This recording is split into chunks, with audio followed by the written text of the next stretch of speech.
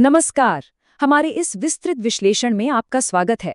आज हम ग्रामीण भारत की एक ऐसी खौफनाक लोक कथा की गहराई में जाने वाले हैं जो अंधविश्वास, डर और कथित अलौकिक शक्तियों के इर्द गिर्द घूमती है। हम बात कर रहे हैं रामपुरा नाम के एक छोटे से गांव की। हम पूरी तरह से निष्पक्ष होकर ये समझने की कोशिश करेंगे कि कैसे कुछ अजीबोगरीब घटनाओं और अफवाहों ने पूरे गांव में ऐसी दहशत फैला दी जिसने हर किसी को झकझोर कर रख दिया। तो चलिए बिना किसी देरी के सीधे इस कहानी में गोता लगाते हैं। नींबू, राख और हड्डियां। वैसे तो आम जिंदगी में ये चीजें बहुत साधारण सी लगती हैं, है ना?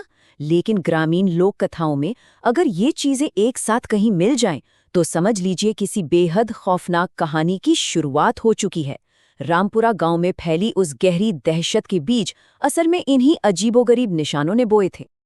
अब शायद आपके मन में ये सवाल आए कि जब किसी पूरे गांव को ये लगने लगे कि वो किसी श्राप की चपेट में आ चुका है, तो वहां असल में होता क्या है?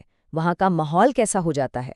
मनोविज्ञान और लोक कथाओं का ये अनोखा संगम हमें दिखाता है कि डर किसी महामारी की तरह कितनी तेजी से फैलता है और कैसे लोग किसी अनदेखी शक्ति के सामने खुद को बिल्कुल बेबस महसूस करने लगते हैं। तो चलिए सबसे पहले ये समझते हैं कि गांव वालों के लिए टोटका आखिर था क्या। देखिए, ये कोई मामूली जादू टोना नहीं था। ग्रामीण मान्यताओं में इसे काले जादू का एक बेहद खतरनाक रूप माना जाता है।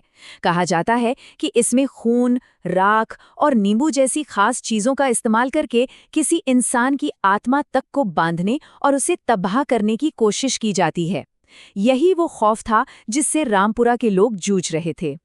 भाग 1, रामपुरा पर काले साए। इस पूरे वाक़ये की शुरुआत बहुत ही खामोशी से लेकिन डरावने तरीके से हुई।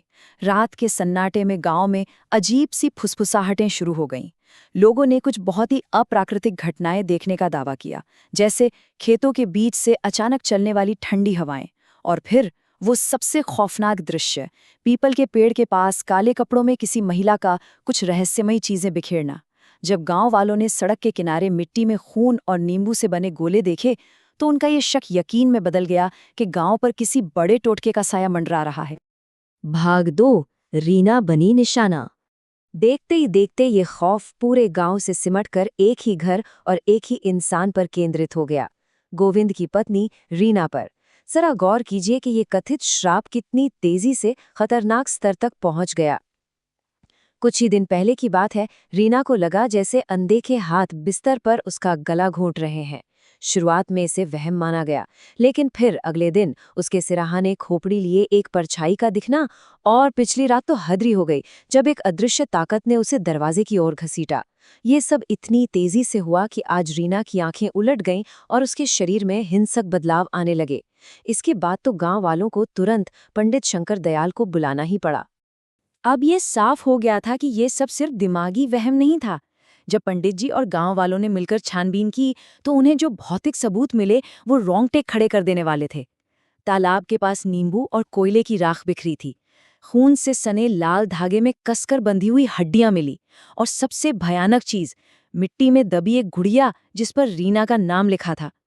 हवा में जानवरों की बलि की अजीब सी बदबू आ रही थी, जिसने उनके इस डर को एक खौफनाक सच्चाई में बदल दिया था। भाग 3, जगनी के रहस्य का पर्दाफाश।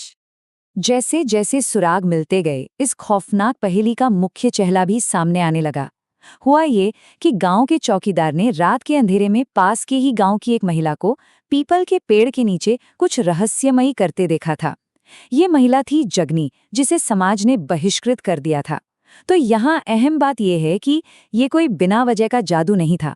जगनी का कहना था कि उसे समाज से निकाल दिया गया, जिसके कारण उसके बच्चे भूखे मर गए और अब वो एक एक करके अपना बदला लेगी। ये कहानी हमें दिखाती है कि कैसे सामाजिक बहिष्कार और दर्द एक भयंकर प्रतिशोध की भावना को जन्म दे सकता है। सच्चाई सामने आने के बाद पंडित जी ने गांव वालों को एक बहुत ही सख्त चेतावनी दी, और ये चेतावनी दर्शाती है कि ये सिर्फ एक शारीरिक लड़ाई नहीं थी, बल्कि एक गहरा मनोवैज्ञानिक आतंक भी था। ये विश्वास कि उस चुड़ैल से सिर्फ आंखें मिलाने भर से इंसान अपना मानसिक संतुलन खो सकता है। सोचिए, इस बात ने अंतिम टकराव से पहले गांव वालों के डर को किस हद तक बढ़ा दिया होगा। भाग 4, अंतिम टकराव। अब कहानी उस मुकाम पर थी जहां से पीछे हटने का कोई रास्ता नहीं बचा था।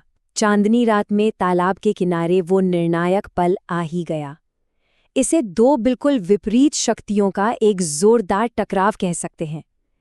एक तरफ था जगनी का कथित काला जादू, जिसमें काला धुआं और लाल आंखों वाले प्रेतों का खौफ था, और वहीं दूसरी तरफ थीं पंडित शंकर दयाल की पवित्र शक्तियां, पवित्र मंत्र, गंगा जल और शुद्ध करने वाली आग।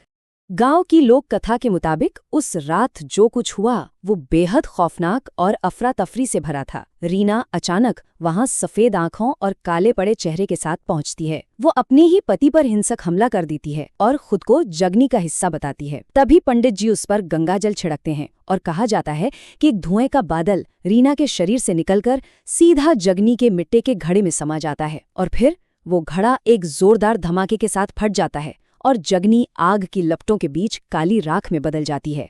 भाग 5 खौफनाक परिणाम। जगनी के राख में बदलने के साथ ही उस भयानक रात का अंत हुआ। रीना की सांसें भी सामान्य हो गईं। लेकिन ठहरिए, लोक कथाओं में बुराई का साया इतनी आसानी से गांव को नहीं छोड़ता। पंडित जी के कहने पर गांव में पूरी तरह से शांति बहाल करने के लिए एक शुद्धिकरण प्रक्रिया की गई। पूरे गांव ने मिलकर एक विशाल हवन किया और हर घर के कोने कोने में गंगा जल छिड़का गया। ये उनके डर को पीछे छोड़ने और एक नई शुरुआत का तरीका था। सब कुछ शांत हो जाने के बाद भी आज भी रामपुरा में एक खौफनाक सवाल बाकी है। गांव वालों का कहना है कि रात गहरी होते ही उस पीपल के पेड़ के पास से आज भी अजीब सी आवाजें आती हैं।